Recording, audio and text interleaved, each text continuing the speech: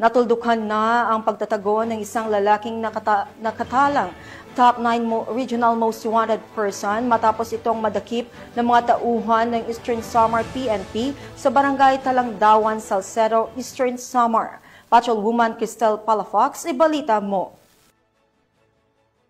Ng operatiba ang nakatalagang top 9 regional most wanted person na may kasong rape sa barangay Talangdawan, Salcedo, Eastern Samar. Naresto ang akusado bandang alas 10:20 ng tanghali ng mga tauhan ng 2nd Eastern Samar Provincial Mobile Force Company kasamang Eastern Samar Provincial Intelligence Unit at Salcedo Municipal Police Station sa bisa ng warrant of arrest para sa kasong rape na walang nirekomendang piyansa. Ang akusado ay pansamantalang nakakulong sa Salcedo Municipal Police Station para sa kauklang dokumentasyon at tamang disposisyon. Patunay lamang ng Eastern Samar PNP ay hindi nagpapabaya sa kanilang sinumpaang tungkulin na huliin ang mga taong tiwalag sa batas upang mapanatiling ligtas ang komunidad nang sa gayon may patupad ang kapayapaan ng bansa para sa ligtas at maunlad na bagong Pilipinas. Mula dito sa Eastern Visayas, ako ang inyong PNN correspondent, Patrolwoman Palafox, alagad ng batas, tagataguyod ng Balitang Pulis.